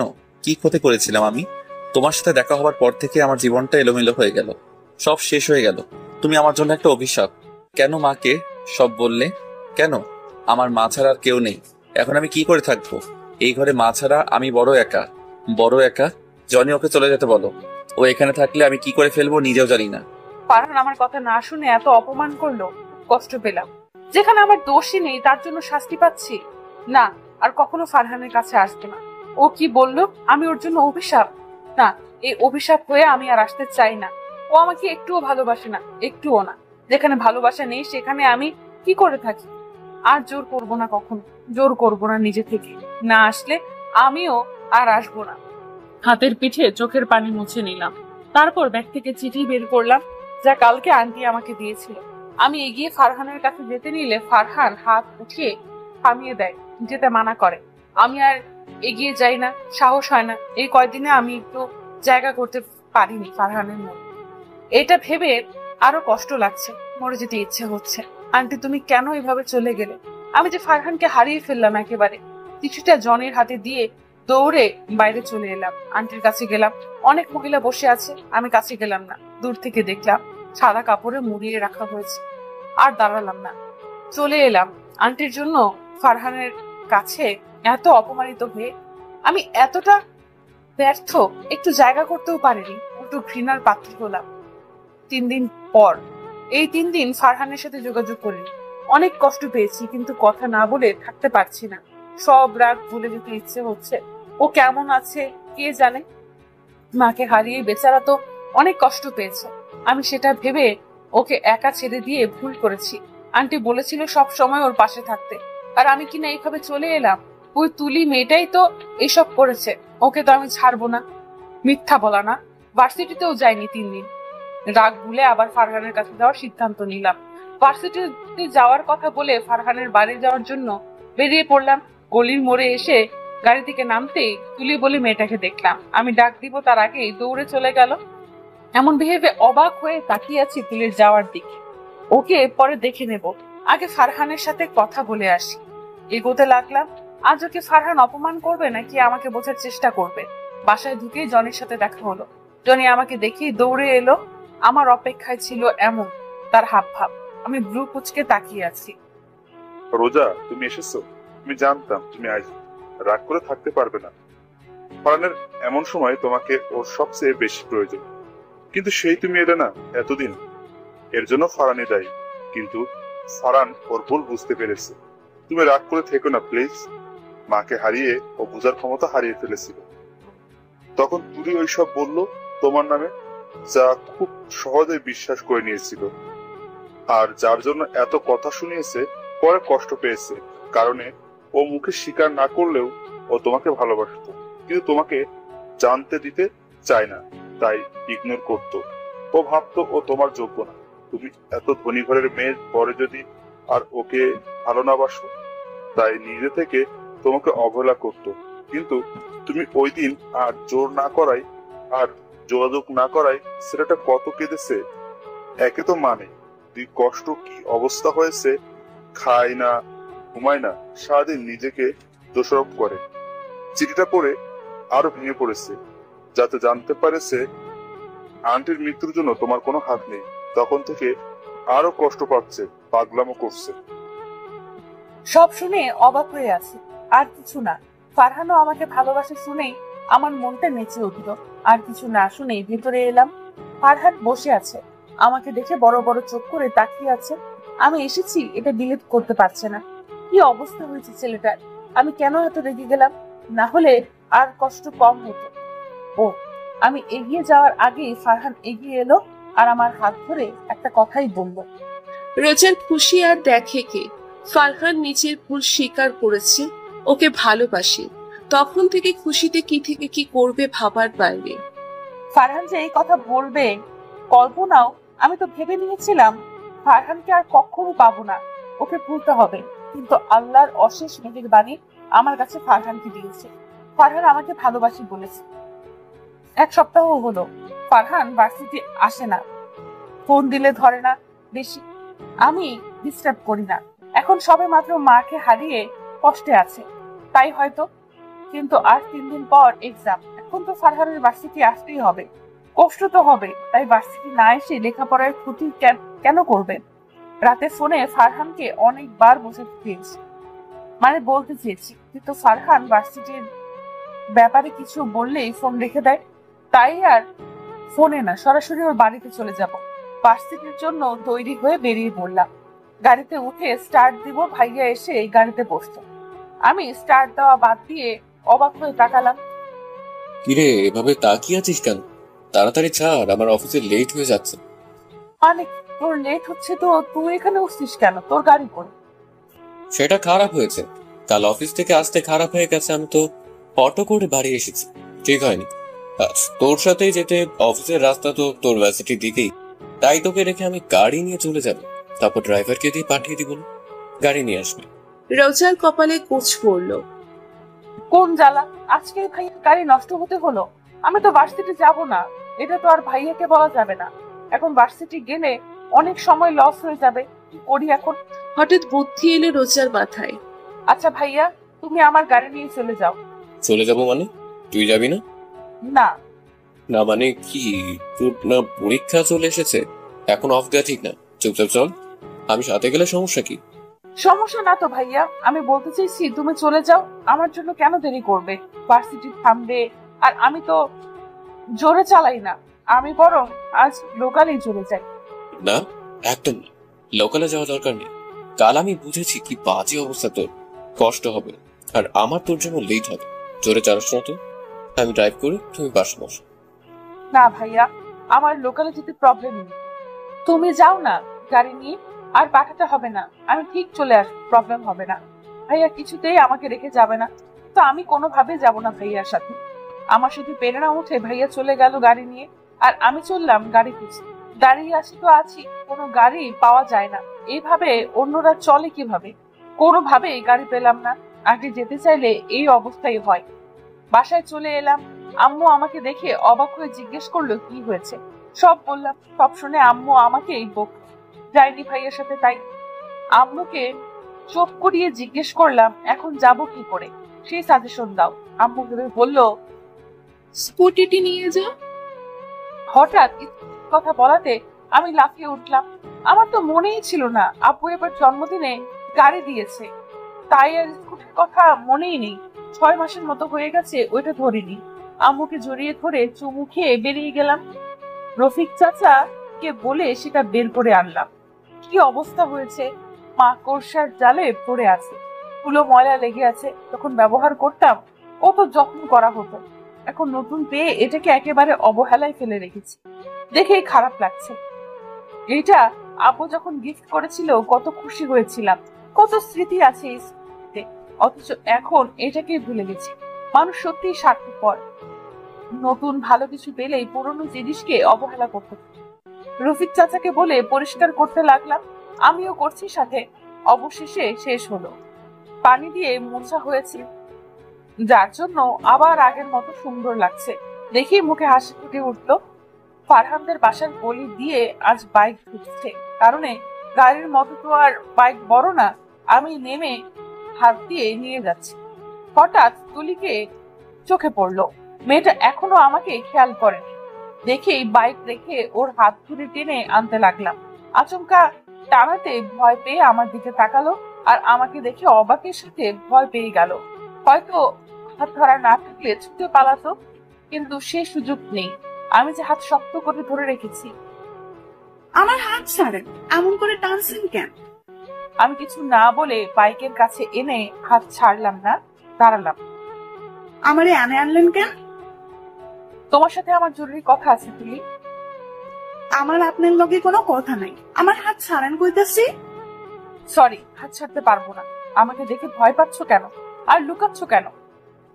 কনে আমি লুকাই না, আর ভয় পামু কেন? আমনে বাঘ না ভাল্লুক সে ভয় পামু? আমারও তো সেই কথা, ভয় পাও কেন? আমি কি বাঘ নাকি ভাল্লুক? আই মিন তুমি যা বললে আমিও তাই বললাম। আমার দিকে তাকাচ্ছ না কেন? ভয় না বলে পাও না? Okay good. তা কিছু সত্যি কথা বলবে? কোন? তুমি কি ফারহানকে ভালোবাসো? সঙ্গে সঙ্গে মেয়েটি আমার দিকে তাকালো। কি হলো বলো, তুমি ফারহানকে ভালোবাসো নাকি ফারহান তোমাকে, নাকি দুজন দুজনকে? কি কোন আপনি? আমার কথার জবাব দাও। আমি জানি তুমি ফারহানকে লাইক করো, তাই তো আমার নামে মিথ্যা বলে আমাকে ফারহানের জীবন থেকে সরাতে চাইছি। আপনি কেমনে জানলেন? আমি জানি সব। বলো, আমি সত্যি বলেছি না? না, আপনি সত্যি কোন। নয় ফারহান ভাইও আমারে ভালোবাসে, কিন্তু আপনি জোর করে তার আমার থেকে কায়রা নিতেছেন, তাই তো ওইগুলো বানাইয়া কইছি। ও, ফারহানও তোমাকে ভালোবাসে, কিন্তু আমাকে তো কখনো এই কথা বলে নাই। বললে আমি তোমাদের বিয়ে দিয়ে দিতাম। আচ্ছা, নো টেনশন। এখন যেহেতু জেনে গেছি বিয়ে আমি দিয়ে দিব, তার আগে ফারহানের কাছে জেনে নিই। মানে? আর কিছু না বলে তুলিকে নিয়ে ফারহানের বাড়ির দিকে যেতে লাগলাম। ফারহান তোমার বউ নিয়ে এসেছে। ফট করে কথাটা বলে উঠল রোজা। আচমকা এমন অদ্ভুত কথা শুনে ফারহান বসা থেকে উঠে দাঁড়ালো, সাথে চোখ মুখে বিস্ময়। তার কি বলছে? রোজা পাগল হলো নাকি? মানে কি সব বলছো? আমি ঠিকই বলছি ফারহান, এই যে তুলি তোমার ভালোবাসা। বউ বলেছে আসলে বিয়েটা তো হয়নি, কিন্তু চিন্তা করো না, আমি যখন একবার জেনে গেছি তোমরা দুজন দুজনকে ভালোবাসো, আমার জন্য সেটা প্রবলেম হচ্ছে, তাই আমি ভেবেছি তোমাদের বিয়ে দিয়ে দেব। তুলি, তাই না? তোমার এখন বিয়ে করতে প্রবলেম নেই তো? তুলি নতুন বইয়ের মতো মাথা নিচের দিকে দিয়ে আছে, লজ্জায় নিচের দিকে থেকেই বলে উঠল, আমার তো সমস্যা নেই, কিন্তু মাকে বলতে হবে তো। আমি কিছু বলবো? ফারহান চিৎকার করে বলে উঠলো। রোজা কি সব আবল তাবল বলে চলেছ? আমি বিয়ে করব আবার ভালোবাসি তুলিকে? কি এসব? কি মানে তুমি জানো না ফারহান? না, আমি তুলিকে কেন ভালোবাসবো, আর বিয়ে তাও তুলিকে? তোমার মাথা ঠিক আছে? আমার মাথা তো ঠিকই আছে। তুলিকে ভালোবাসো না? না, তুলিকে আমি ভালোবাসতে যাব কেন? এসব আজগুবি কথা কে বলেছে তোমাকে? কে আবার? তুলি তো বললো তোমরা নাকি ভালোবাসো দুজন দুজনকে, আমার জন্য নাকি। তুলি এসব বলেছে? তুলি, তুই এসব কথা রোজাকে বলেছিস? না মানে আসলে ভাইয়া। কি না মানে করছিস? এসব মিথ্যা কথা কেন বলেছিস? সেদিন রোজার নামে মিথ্যে কথা বলেছিলি, সেদিন ক্ষমা করেছিলাম। আবার মিথ্যা কথা বলেছিস আজকে? তোকে আমার হাত থেকে কেউ বাঁচাতে পারবে না। খুব বার বেড়েছিস তুই।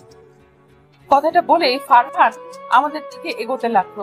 এমন সময় আমি তুলির হাত ছেড়ে ফারহানকে থামাতে সামনের দিকে যাব, হাত ছাড়তেই শো করে দৌড়ে পালিয়ে গেল তুলি। আমি অবাক হয়ে ওর যাওয়ার দিকে দেখছি। কি মেয়ে রে বাবা, এমন ভাবে দৌড় দিল যেন চুরি করে পালিয়েছে। ফারহান পেছনে যেতে নিলে আমি থামিয়ে দেই। আরে তুমি কোথায় যাচ্ছ আমাকে রেখে? ওকে আজ উচিত শিক্ষা দেবো। ছাড়ো তো সব। আমি ওর কথা বিলিভ করছি নাকি? আমি তো মজা করতে চাইছি, কিন্তু তুমি তো আমার সব কিছুতেই পানি ঢেলে দিলে। বেচারা দৌড়ে পালালো। মজা করছিলে তাহলে? ও কি এসব বলেনি? আরে তা বলেছে বলেই তো করেছিলাম। তবু আমি তো ভেবেছিলাম তুমি ওকে বিশ্বাস করছো। আমি কি তোমার মতো বোকা নাকি ভালোবাসার মানুষকে বিশ্বাস না করে ওকে করতে যাবো? আমার কথা শুনে ফারহান মাথা নিচু করে ফেলল। হয়তো কষ্ট পেয়েছে। আচ্ছা, কথাটা বলে আমারও কষ্ট লাগছে, তাই কথা ঘুরিয়ে অন্য কথা বললাম। যে জন্য এসেছিলাম, ফারহান তুমি ভার্সিটিতে যাও না কেন? এক্সাম চলে এসেছে, তুমি এইভাবে ক্লাস মিস করলে তো রেজাল্ট খারাপ হবে। আমি আর ভার্সিটি যাব না। হোয়াট? যাবে না মানে? যাব না মানে যাব না, আমি আর পড়বো না। সব বলছো পড়বে না? তুমি কি পাগল হয়েছো? পড়বে না কেন? পড়ালেখা করে কি হবে? কার জন্য পড়ালেখা করব? আমার তো কেউ নেই, কেউ না। যার জন্য বড় হবার ইচ্ছে ছিল সেই তো নেই। কি বলতে চাইছো ফারহান? আন্টি নেই বলে তুমি সব ছেড়ে দেবে? আমি তোমার কাছে কি কিছুই না? কি হলো বলো? কিছু করতে চাও না, পারবে না, সব ছেড়ে দিয়ে বসে থাকবে?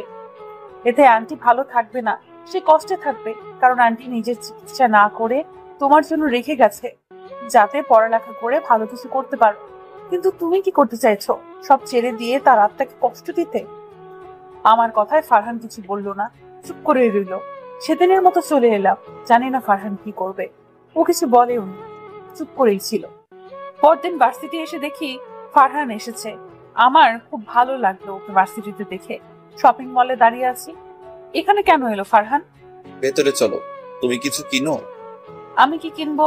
আমার তো সব আছে। না মানে আমি তোমাকে কিনে দিতাম।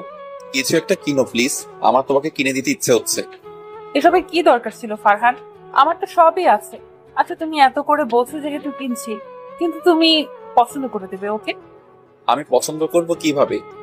আমি কি মেয়েদের পছন্দ বুঝি নাকি? তুমি চয়েস করে নাও, আমার পছন্দ ভালো না। তাহলে কিছু লাগবে না, চলো যাই অন্য কোথায়। আচ্ছা, আমি পছন্দ করবো, চলো। শপিং মলের ভেতরে ঢুকলাম। এটা বড় শপিং মল, সবকিছুর প্রাইস অনেক। ফারহান এখানে কেন এলো আল্লাহই ভালো জানে। নাও করতে পারছি না। এখানে কিনে দেওয়ার মতো টাকা আছে তো ফারহানের কাছে? জিজ্ঞেস করলে ও লজ্জা পাবে। তোর নাও করতে পারছি না। ফারহান হয়তো জানে না এসবের ব্যাপারে। দোকানে দাঁড়িয়ে আছি, আমাকে দেখতে বলেছে। আমি চুপ করে ডায়মন্ডের দোকানে দাঁড়িয়ে আছি। ফারহান এখানে এনে দাঁড় করিয়ে রেখেছে আমাকে। কিছু পছন্দ করো? আমরা অন্য কোথাও যাই, চলো। এখানে কিছু ভালো না। কি বলছো রোজা? এখানকার সবকিছুই তো সুন্দর, একটা পছন্দ করো না। সুন্দর আমার ভালো লাগে না, অন্য কোথাও থেকে কিনে দিও। এখান থেকে চলো না প্লিজ।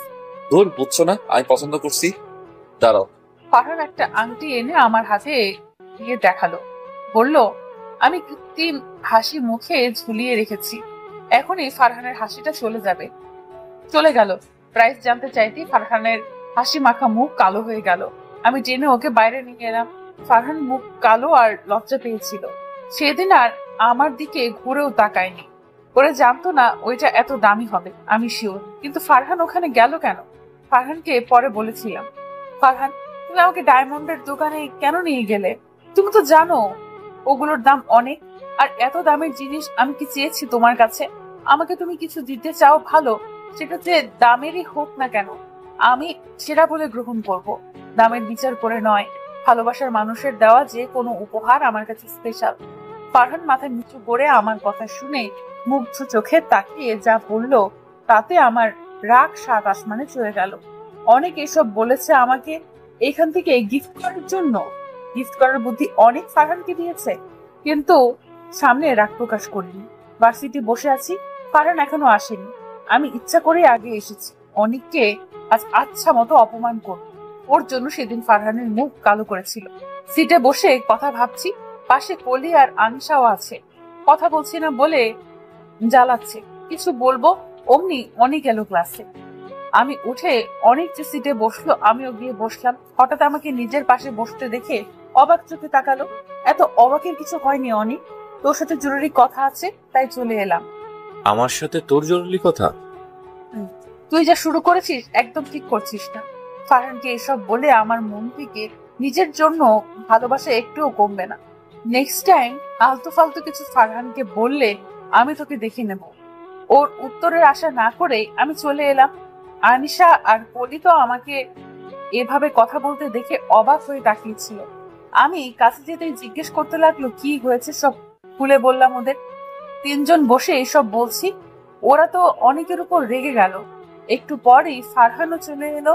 আমার দিকে একবার তাকিয়ে জনেদের সাথে বসে পড়লো। অনেকেরই আজকেই ক্লাস শেষ, 2 দিন পর এক্সাম। ছুটির পর ফারহান আমাকে নিয়ে ভার্সিটি থেকে একটু এগিয়ে একটা পার্ক আছে ছোটখাটো, সেখানে নিয়ে এলো। বেঞ্চেতে বসে আছে।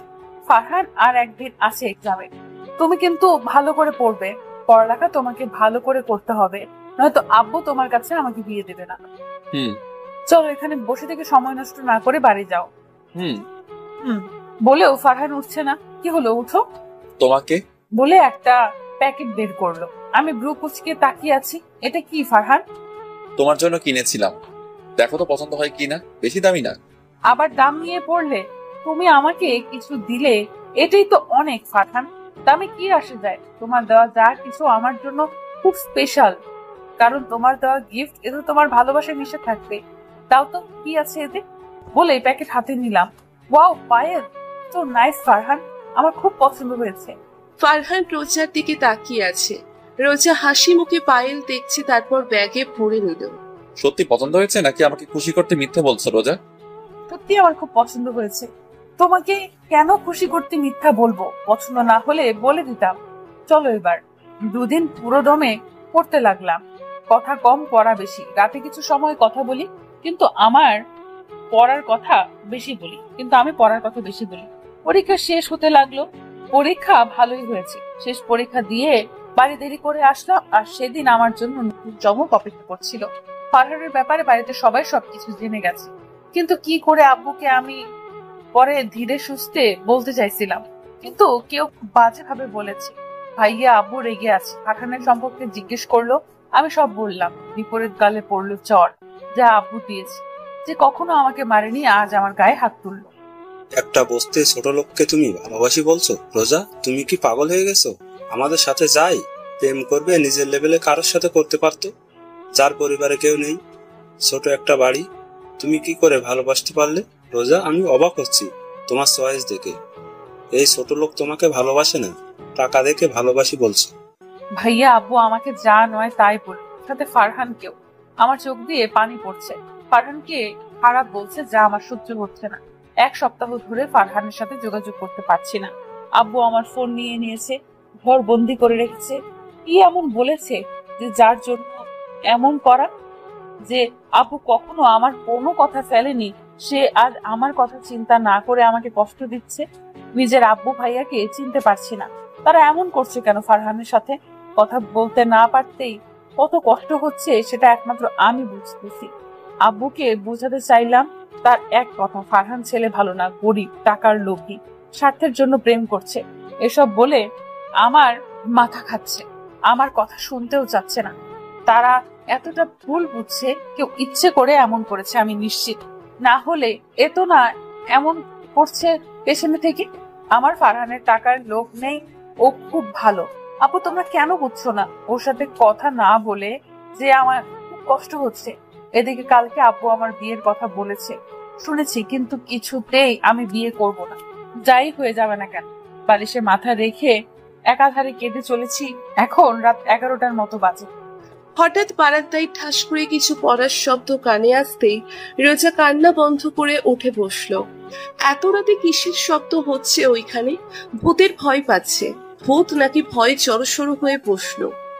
হঠাৎ বারান্দায় দরজা খুলে কেউ ভেতরে এলো। অন্ধকারে খালি ছায়া দেখতে পাচ্ছি। ভয়ে ভয়ে চিৎকার দিতে যাব, অমনি সামনের দিকে ভূত ভেবে যে ফোনের লাইট নিজের দিকে ধরলো, আর তাকে দেখে আনন্দে অবাক হলাম। এ তো আমার ফারহান। ফারহান, তুমি এখানে এত রাতে কিভাবে এলে? এসেছি কোনোভাবে, কিন্তু তোমার কি হয়েছে রোজা? আমার সাথে যোগাযোগ করছো না কেন? এত চিন্তা হচ্ছিল জানো? তোমার নাম্বার ফোন দিয়েও তোমাকে পাচ্ছিলাম না। 1 সপ্তাহে কথা না বলে কি করে থাকলে? আমার কথা একবারও কি মনে পড়েনি তোমার? পড়েনি, আবার পড়েছি, কিন্তু যোগাযোগ করার কোনো পথই পাইনি, তাই করিনি। মানে? ফারহানকে সব খুলে বললাম। ও সব শুনে কিছু সময় নীরব হয়ে রইল।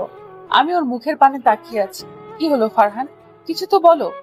কি বলবো রোজা, আমি আগে তোমাকে বলেছিলাম তোমার পরিবার আমাকে কখনো মেনে নেবে না, কিন্তু তুমি শুনলে না। এখন দেখো আমার কথাই সত্যি হলো। এভাবে বলছো কেন? মেনে নিত, কিন্তু কেউ ইচ্ছে করে এমন করেছে যে চায় না তোমার আমার সম্পর্ক সবাই মানুক। তাই বাড়িতে সবাইকে ভুল বুঝিয়েছে। আর আমি এই ভয় কিছুতেই করব না, আর আমি এই বিয়ে কিছুতেই করব না। ছেলেকে বলে দেব সব। কেউ জেনে তো একটা মেয়েকে সম্মতি ছাড়া বিয়ে করবে না। ফারহান মুখ ভার করে রেখেছে। ওর মনে আমাকে হারানোর ভয় দেখছি। ও কষ্টের মাঝেও আনন্দ পাচ্ছিলাম। ফারহান যে আমাকে সত্যিই ভালোবাসে তা ওর মুখ দেখেই বুঝে যাচ্ছিল। পরদিন ছেলের বাড়ির লোক আমাকে দেখতে আসলো। বাড়ির লোককে বুঝিয়ে তো লাভ নেই, পড়ালেখার কথা বললে বলবে বিয়ের পর পড়বে, আর ভালোবাসার কথা বললে সবাই নীরব থাকে। আমার কথা যেন শুনতেই পায় না এমন বিহেভ করে। ছেলেদের সামনে এসে আমি এত চমকালাম যে হাতের ট্রে পড়ে গেল। তুই কাজটা ঠিক করিসনি অনেক। বাড়ির সবাইকে ফারহানের নামে মিথ্যা অপবাদ বলে আবার এখন এসেছিস বিয়ে করতে। ইয়েস বেবি, তোকে প্রপোজ করলাম, তুই তো আমাকে রিজেক্ট করে দিলি। কার জন্য? ওই রাস্কেলটার জন্য? এটা আমি মেনে নিব অসম্ভব। তাই তো বাড়িতে বেশি কিছু না, শুধু টাকা দেখিস। তোর ফ্যামিলি তোকে ভালোবাসে, তাই তোকে কোনো বস্তির ছেলের কাছে দেবে যে কিনা টাকার জন্য রিলেশন করে। ওর কথা শুনেই গালে চট দিয়ে বসলাম। রাগে আমার শরীর কাঁপছে। বাড়িতে ততদিনে বিয়ের ধুম পড়েছে, কেউ আমাকে বিশ্বাস করছে না। 2 দিন পর নাকি বিয়ে। আমি কি করব বেশি না ভেবে মায়ের রুম থেকে আম্মুর ফোন চুরি করে আনলাম আর ফারহানকে আমার প্ল্যান বললাম। ও কিছুতেই রাজি না। আমি ব্ল্যাকমেল করে রাজি করালাম। এই ছেলে বোকা একটা, কিছুতেই সাহস করতে পারে না। রাত 2টোর সময় লুকিয়ে বেরিয়ে এলাম বাড়ি থেকে। 2 সেট ড্রেস আর কিছু আনিনি। ফারহানের এক কথা, কিছু নিয়ে আসলে আবার ফিরিয়ে দিয়ে যাবে। ভয়ে শরীর থেকেও গহনা সব খুলে সুতির সালোয়ার কামিজ পরে এসেছি। আমার প্রিয় হাতের আংটিটা নিয়ে এসেছি। এটা নিয়ে গাড়িতে কথা শুনিয়েছে, তাই রাগে ফেলে দিতে চেয়েছিলাম, পরে সরি বলে রেখেছে। এটা আব্বু জন্মদিনে গিফট করেছিল, আমার খুব প্রিয়। এটাতে আব্বুর স্মৃতি আছে। বাসে বসে মাথায় ফারহানের কাঁধে দিয়ে চোখ বন্ধ করে আছি। চোখে পানি মুছে খুশি কষ্ট দুই পাচ্ছি। আব্বু আমাকে ছাড়া বিয়ে করতে কষ্ট হয়েছে, তাদের খুব মিস করেছি, কিন্তু এ ছাড়া আর কোনো উপায় ছিল না, তাই এটা করতে হলো। 1 মাস হলে আমি ফিরে আসবো, আপু আমার ঠিক মেনে নেবে। এখন কিছুদিন কোথাও থাকতে হবে। বাড়ি থেকে পালিয়ে আমরা বিয়ে করে ফেলি ফার্স্ট। সাথে ফারহানের বন্ধুরা ছিল যারা সাক্ষী ছিল। বাড়ি এতক্ষণে কি লঙ্কাকাণ্ড ঘটেছে কে জানে, আমাকে না পেয়ে কি করেছে কে জানে। কিন্তু আমার তো উপায় ছিল না। আমি ফারহানকে ভালোবাসি, খুব ভালোবাসি। ওকে ছাড়া অন্য কারো কথা ভাবনাতেও আনতে পারি না, আর আনবও না। তাই এভাবে আপনজনদের ছেড়ে আসতে হলো। আব্বু, তুমি হয়তো ভাবছো তোমাকে ভালোবাসি না, কিন্তু এটা তোমার ভুল ধারণা। তোমাকে আমি খুব ভালোবাসি। তোমাকে এইভাবে রেখে আসতে আমারও খুব কষ্ট হচ্ছে, কিন্তু ফারহানকেও যে আমি ভালোবাসি, ওকে ছেড়ে কি করে থাকতে পারবো না তো। তাই কষ্ট হলেও ওর হাত ধরে আসতে বাধ্য করলে, বোঝানোর সময়ও দিলে না। অনেকের চালে তোমরা ফেসে গেছো। অনেক নিজের ক্ষোভ মেটাতে তোমাদের ওর গুটি বানিয়েছে, যা বিশ্বাস করলে না। কিন্তু আমি ওর নোংরা চালকে সফল হতে দিতে পারি না, তাই তো এইভাবে চলে আসা। ফারহান আমার হাত শক্ত করে ধরে আছে। রোজা, তোমার কি খুব কষ্ট হচ্ছে? না, কোনো কষ্ট হচ্ছে না, উল্টো ভালো লাগছে তোমার সাথে আসতে পেরে। আর আব্বু আম্মু ভাইয়ার কথা খুব মনে পড়ছে, কিন্তু খারাপ লাগছে। তাদের ভুল করা থেকে আমি আটকালাম। সত্যি কি এই বিয়ে তারা মানবে? আমার মতো গরিব ছেলেকে আমার ভয় হচ্ছে। রোজা, আমার হুঁশে পড়ে ভুল করে ফেললাম না তো? একদমই না, আমরা দুজন দুজনকে ভালোবাসি, তাই এটা করায় কোনো ভুল নেই। আব্বু ভুল করছিল আমাদের মেনে না নিয়ে অনেকের চক্রান্তে পা দিয়ে। আব্বু তো জানেই না এটা অনেকের প্রতিশোধ আমি রিজেক্ট করায়। আমার ভয় হচ্ছে সিদ্ধান্ত না জানি আবার কি হয়ে যায়। এই, তুমি ছেলে তো নাকি মেয়ে বলো তো? আমার সন্দেহ হচ্ছে। হোয়াট? ঠিকই বলছি, ছেলে হলে এত ভীতু কি করে হও তুমি, আমি বুঝি না। মেয়েদের মতো কথা বলছো। যেখানে আমি ভয় পাওয়ার কথা, যেখানে আমি ভয় আর তুমি আমাকে সাহস দেবে, তা না, উল্টো আমাকে তোমাকে সাহস দিতে হচ্ছে। আমার থেকে তুমি সাহসী বেশি, কিন্তু তাই বলে ছেলে কিনা সন্দেহ করবে? ওকে ছেলে কিনা সেটা আজকেই দেখিয়ে দেব। আর ভয় এখানেই বাদ হয়েছে। একদম ভয় পাবে না, আব্বু ঠিক মানবে। দেখো, আমাকে খুব ভালোবাসে না, না মেনে কই যাবে শুনি। বাসে এসব টুকটাক কথা বলে গন্তব্যে চলে এলাম। ফারহানের এক ফ্রেন্ড আমাদের জন্য ওয়েট করছিল। দুজন কিছু বলে যেখানে আমরা থাকবো সেখানে নিয়ে গেল। রুমে ঢুকে এলাম। ছোটখাটো একটা রুম। রুমে আসবাবপত্র কিছুই নেই, খালি একটা খাট পড়ে আছে। এখানে না আছে চাদর আর না আছে তোষক, খালি খাট আর কিছু নেই। এটা কি ফারহান এখানে কি করে থাকবে? কিছুই তো নেই। আজকে রাত এখানেই থাকতে হবে। কাল ভালোবাসা খুঁজবো বা কিছু কিনা যাবে। তাই বলে এমন খাটে শোয়ার মতো কিছু নাই। আর কথা বাদই দিলাম, এখানে আমি শুতেই পারবো না, বালিশও নেই, তোষকও নেই, কত শক্ত দেখো, আমার শরীর ব্যথা হয়ে যাবে। ফারহান আমার দিকে অসহায় মুখ করে তাকালো। আমি ওর ব্যাপারটা এখন বুঝলাম। আমি ক্লান্ত হয়ে ভুলেই গেছি সব। আমি চুপ করে খাটে বসে পড়লাম। শক্ত কথা, আমার খিদে পেয়েছে। রিপন, খাবার সাথে বালিশ নিয়ে আসবে, পারলে চাদরও। সরি, ওভাবে বলা উচিত হয়নি আসলে। আমি কিছু মনে করিনি। তুই এমন পরিবেশে আগে কখনো থাকুনি, প্রবলেম তো হবেই, কিন্তু আমি অবশ্য আছি। একটু পর রিপন নামে ছেলেটি খাবার আর বালিশ দিয়ে গেল। চাদর পাইনি তাই আমি বাথরুমে গিয়ে ফ্রেশ হলাম। বাথরুমের কি বাজে অবস্থা, কিন্তু কিছু বললাম না, ফারহান কষ্ট পাবে বলে। দুজনে খেয়ে নিলাম।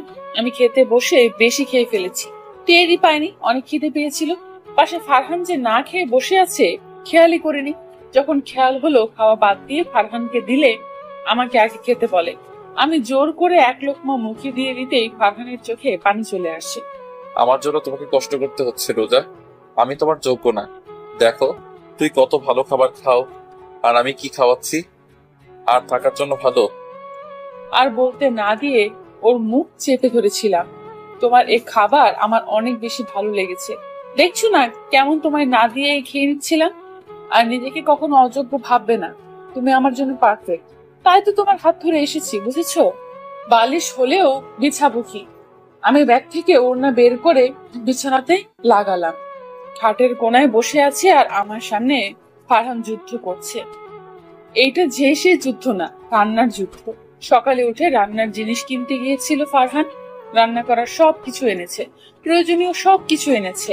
তারপর যখন রান্না নিয়ে আমাকে বলেছিল, কিন্তু আমি তো জীবনেও রান্নাঘরেই ঢুকিনি, কি করে করব?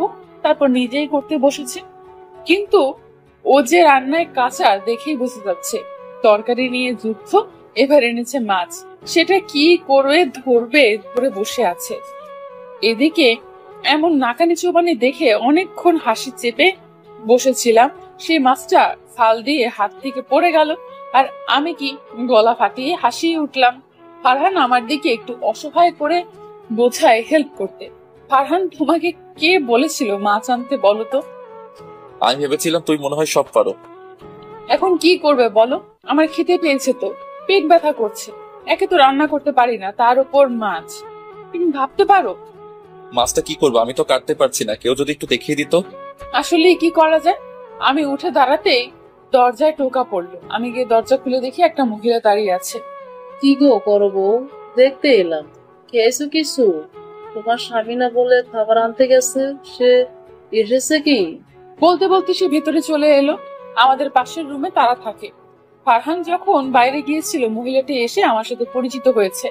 এখন আবার এলো কেন? রুমে ঢুকেই এক প্রকার চিৎকার দিয়ে উঠলো। আমি ভাবনা বাদ দিয়ে অবাক হয়ে ওনার দিকে তাকালাম। হায় হায়, এগুলো কি তুমি স্বামীরে দিয়া কাজ করাইতেছো? কেন, কি হয়েছে? এগুলোর কেমন কাজ? আল্লাহ, কি দিন আইলো, বউ বসে আছে, স্বামী মাছ কাটে। বাবা, তুমি তো দেখি কাটতে পারো না, ভুল হচ্ছে, তোমার দৌড়ে দাও। এই সব তোমার কাজ? কি বলছেন? আমাকে দেবে কেন? আমি কি পারি নাকি? আমি পারি না বলেই তো ফারহান কাটছে। আর এই বিচ্ছিরি গন্ধের মাছ আমি কখনো কাটবো না। হায় হায়, কি বলো? আজকালকার বউ বউ কি ঢং গো, তুমি কাটতে পারো না তো বিয়ে করছো কেন? তো ভালো। আপনি কিন্তু আমাকে অপমান করছেন। আমি যে সব পারবো এমনও তো না। আপনি বেরিয়ে যান এখান থেকে, যান বলছি। কি গো বাবা, তুমি এখনো নিয়ে বসে আছো? আমি তারে জোর করে রুমের বাইরে এনে দরজা আটকে ফেললাম। ফারহান দেখেছো কত অপমান করলো, অসভ্য মহিলা একটা। তখন এসেও একাই 100 কথা বলে গেছে, আবার এখন। রোজা, কথা বলো না আমার। আর কিছু বলার আগে ফারহান আহ করে উঠলো, হাত ধরে ফু দিচ্ছে। এটা দেখেই রোজা ফারহানের কাছে এসে বলল, কিন্তু বেশিক্ষণ থাকতে পারলো না, গন্ধে দম আটকে আসছে। সরে দাঁড়িয়ে, কি হয়েছে ফারহান হাতে তোমার? দেখো কেটে গেছে, তোমাকে বললাম না কথা কম বলো। হোয়াট? তাড়াতাড়ি হাত ধুয়ে এসো, মাছ কাটতে হবে না। এ মা, কাটা শেষ। আমি এর জন্যই বলেছিলাম হোটেল থেকে আনতে, কিন্তু তোমার কাছে তো টাকা নাই। আমি টাকা আনতে চাইছিলাম, তুমি তো রাজি হলে না। ফারহান একটা চাপা রাগ চেপে কিছু বললো না। ও চায় না অন্যের টাকা নিতে, তাই আনতে না করেছে। সামান্য গন্ধের জন্য রোজা আমার হাত কেটেছে, জেনেও কাছে এলো না। খুব কষ্ট পেল। ফারহান ওইভাবে মাছ কাটলো, অনেকক্ষণ পরে তারপরও রান্নাও করলো। এদিকে রোজার বাবা সোফায় আগুন হয়ে বসে আছে, পাশে বসে অনেক কান ভাঙাচ্ছে আর শুনে আরো ক্ষেপে যাচ্ছে। সঙ্গে সঙ্গে ফোন বেজে ওঠে, পুলিশ অফিসারের ফোন। আশা নিয়ে রিসিভ করলেও আশাহত হতে হলো, কারণ তারা রোজার খোঁজ দিতে পারেনি। আঙ্কেল, ওই ফারহানই রোজাকে ফাঁসিয়ে নিয়ে পালিয়েছে। ওর মতলব ভালো না, ছোট লোক ছেলে, টাকার বড় লোভ, তাই তো এমন করলো। ফারহান খুব খারাপ। ও রোজার কোনো ক্ষতি করবে কিনা আমার সেটাই চিন্তা আঙ্কেল। ও রোজার কোনো ক্ষতি করবে কিনা আমার সেটাই চিন্তা আঙ্কেল। ওই রাস্কেলকে আমি খুন করে ফেলবো। আমার মেয়েকে নিয়ে পালানো, এর উচিত শিক্ষা দিয়ে ছাড়বো। জি আঙ্কেল, কি করে যে রোজাকে বশ করেছে কে জানে। এমন ছেলেকেই কি করে পছন্দ করে রোজা? বলেন, রোজা এবার বুঝবে আবার কাকে বলে টাকা ছাড়া চলে না। ওই ফারহান নিশ্চয়ই টাকা পয়সা নিতে বলছে রোজাকে। আঙ্কেল, রোজা কি অনেক টাকা নিয়ে গেছে? এটাই আমি বুঝছি না অনেক। তুমি বললে অনেক টাকার লোভ, তাই রোজাকে ফাঁসিয়েছে। কিন্তু রোজা বাড়ি থেকে 2 সেট ড্রেস ছাড়া আর কিছু নিয়ে যায়নি, এমনকি শরীরে সবকিছু খুলে রেখে গেছে। ওটা বুঝেন না, সব রেখে ভালো হতে চাইতেছে আপনাদের কাছে, যাতে বাড়িতে জায়গা দেন, তাহলে তো পুরো সম্পত্তি হাতাতে পারবে। এটা শুনে আরো ক্ষেপে ওঠে। ছাড়বো না ওই রাস্কেলকে আমি। সারাদিন রোজা বসে কাটালো। ফারহান একটার পর একটা কাজ করেছে। আরো দেখেছি বিকেলে ফারহান ঘুমিয়ে আছে। কাল এলাম আর একদিনেই কেমন অচেনা লাগছে রোজাকে তার। হঠাৎ ঘুমের ঘোরে মপে যাচ্ছে টুকটুক করে, হাতে পানি পড়ছে, কেউ হাতে নরম স্পর্শ দিচ্ছে। সঙ্গে সঙ্গে চোখ মেলে তাকালো ফারহান, দেখলো রোজা ফারহানের কাটা জায়গায় চুমু খাচ্ছে আবার কাঁদছে। আমাকে এখানেই ক্ষান্ত হয়নি, তারা অনেকের সাথে বিয়েও ঠিক করেছে। কিছুতেই কিছু বোঝাতে পারছি না। আমি যে বিবাহিত সেসব জেনেও আব্বু আমার কথা শুনছে না। ফারহান কোথায় আছে, কিভাবে আছে কি জানে। সবাই মিলে এমন ভাবে ঘিরে ধরেছে যে আমি কিছু করতে পারছি না। নিজেকে পাগল পাগল লাগছে। করবো আমি? কেউ তো আমার দিকটা চোখ দিয়ে দেখছেই না, কেউ আমার কথা ভাবছে না। যে আব্বু আমার কথা ভাবতো, আমার মতামতের গুরুত্ব দিত, সেই কিনা আমাকে এত কষ্ট দিচ্ছে। কি করে আমি তাদের বুঝাই? কি করে? চোখ দিয়ে অনবরত পানি পড়ে যাচ্ছে। নিজেকে এত অসহায় লাগছে, বোঝানো দেয়। অনেকের চক্রান্ত কারোর সামনে আনতে পারছি না। কি করে আনবো? সবার কাছে তো ওই মহান হয়ে আছে। নিজেকে শেষ করে দিতে ইচ্ছে হচ্ছে, এসব আর সহ্য হচ্ছে না। হঠাৎ দরজায় করা নাড়ার শব্দ পেলাম। ওপাশ থেকে আম্মুর কণ্ঠ কানে এলো। আম্মুকে বলেই চেষ্টা করে দেখি, তাড়াতাড়ি উঠে দরজা খুলে দিলাম। আম্মু বলেই আম্মুর হাত নিজের হাতের মুঠোয় করে নিলাম। প্লিজ আম্মু, তুমি কিছু করো। ফারহানকে ছাড়া আমি বাঁচতে পারবো না। খুব ভালোবাসি ওকে, খুব। এসব বলে লাভ নেই। তোমার আপু বিয়ে ফাইনাল করে ফেলেছে। কালকেই তোমার বিয়ে অনাকের সাথে। কি বলছো? আমি ঠিকই বলছি। তোর আপু আর তোমার ভাইয়া কথা বলছিল। কিছু করো আম্মু, আমি এই বিয়ে কিছুতেই করতে পারবো না। আমি যে একজন বিবাহিত মেয়ের বিয়ে তোমরা কি করে দিতে পারো আম্মু? আব্বু এতটা নির্দয় কি করে হচ্ছে? আমার কথাটা কেউ ভাবছো না? বা কি চাও আমি মরে যাই? আম্মু আমার মুখে হাত দিয়ে আটকে দিল। কিসব বলছিস? এমনটা আমি চাই না। আমার একমাত্র মেয়ে তুই, তোকে কিছুতেই হারাতে পারবো না। পারবে পারবে পারবে বলেই তো এমন করছো। বিয়ে অফ না করলে আর ফারহানের কাছে যেতে না দিলে আই প্রমিস আমি কিছু করে বসবো। সঙ্গে সঙ্গে আম্মু আমার গালে ফাঁস করে চড় দিল। এমন কথা বলতে পারলি? ওই ছেলেই তোর সব, আমরা কিছুই না তোর কাছে। ওর জন্য তুই মায়ের সামনে মরার কথা বললি। সন্তানের মুখে এই কথা শুনলে মায়ের কেমন লাগে বুঝিস? বুঝিস না। যেই দিন মা হবি সেই দিন বুঝবি। আমি কেঁদে উঠলাম, আম্মুর বুকে মাথা রেখে কেঁদে চলেছি।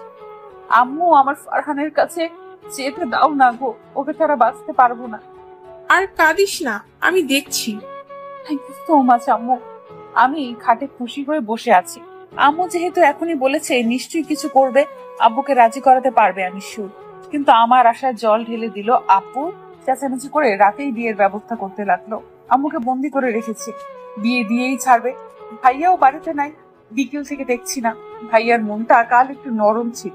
ভাইয়াকে বললে হয়তো আশা আছে। এখন কি করবে? কিছুতেই এই বিয়ে আমি করব না। শয়তান অনেক আমার সামনে বসে আছে, আমি অন্যদিকে ঘুরে আছি। আমি আর অনেক পাশাপাশি বসে আছি। আমি উঠে যেতে গেলে অনেক আমার হাত ধরে আটকায়। জানি না কি হয়, রাগে শরীর জ্বলে উঠে। আমার ঠাস করে চট দিয়ে বসি। রুমে অনেকের বাসার লোক সামনে, আব্বু আম্মু বসে আছে, ভাইয়া নাই। আমার কাছে সবাই দাঁড়িয়ে যায়, আমার সেদিকে ভ্রুক্ষেপ নেই। উঠে আম্মুকে জড়িয়ে ধরি। খারাপ লাগছে, আমার সময় শেষ হয়ে আসছে, বুঝতে পারছি। খুব ইচ্ছে করছে শেষবারের মতো ফারহানের মুখ দেখতে পারছি না। আমি আম্মুকে জড়িয়ে ধরে আছি। কেউ হাত ধরে টান মারলো, তাকে দেখি আপু চোখ মুখ লাল করে আছে। এমন কাজে হাত উঠিয়ে মারতে যাবে, কিন্তু মারলো না। অবাক হয়ে আমার দিকে তাকিয়ে আছে। কি হয়েছে মা, তোকে এমন লাগছে কেন? আচমকা আব্বু আমার মুখ ধরে জিজ্ঞেস করতে লাগলো। এতদিন মেয়ের দিকে ভালো করে খেয়াল করেন, আজ ভালো করে দেখেছে মেয়েটা কত শুকিয়ে গেছে। এত সুন্দর মেয়ে, তার চোখের নিচে কালি হয়ে গেছে। এটা দেখে বুক কেঁপে ওঠে। আজ মনে হচ্ছে মেয়ের সিদ্ধান্ত না মেনে কত অপরাধ করেছে উনি। নিজেকে বড় অপরাধী লাগছে। না, এইভাবে মেয়ের বিরুদ্ধে গিয়ে বিয়ে দেওয়ার কথা চিন্তা করা উচিত হয়নি। মেয়ের শোকই তো সব, কেন কষ্ট দিলাম? কিছু বলতে যাবে তার আগেই রোজা ঢলে পড়লো ওনার বুকে। রোজা চোখ খুলে নিজেকে হসপিটালের বেডে পেল। পাশে হাত শক্ত করে ধরে কান্না করছে আম্মু, পাশে আব্বু। একটু পেছনে তাকিয়ে অবাক হয়ে গেছে ভাইয়ার সাথে ফারহান। আমি এখানে কেন? আমি তো বাড়িতে। আর আমি তো বিষ খেয়েছিলাম, বাঁচলাম কিভাবে? আমাকে ক্ষমা করে দে রোজা। তোর কথা বিশ্বাস না করে ওই রাস্কেল অনেককে করেছিলাম। তার জন্য তুই এত বড় সিদ্ধান্ত কি করে নিলি? আমাদের ছেড়ে যাওয়ার কথা কি করে ভাবলি? তোর কিছু হলে আমরা কি নিয়ে বাঁচতাম? অনেক যে খারাপ সেটা তো আমরা জেনে গেছিলাম, তাই তো বিয়ে নাটক করছিলাম। আর তোর ভাইকে পাঠিয়েছিলাম ফারহানকে আনতে। মানে? তোর মা যখন বললো তোর ব্যাপারে সব, আর আমি তখনই সিদ্ধান্ত নিই তোদের মেনে নেবো। কিন্তু অনেক ফারহানকে কিডন্যাপ করেছিল, ওর হাত থেকে বাঁচাতে আমরা এই বিয়ের নাটক করি, যাতে ও বিয়ে নিয়ে ব্যস্ত থাকে আর এই সুযোগে ফারহানকে মুক্ত করে আনতে পারি। কিন্তু তার আগেই তো তুই এত বড় অঘটন ঘটিয়ে ফেললি। আমি অবাক চোখে তাকিয়ে আছি। নিজের বোকামিতে নিজেরই রাগ হচ্ছে।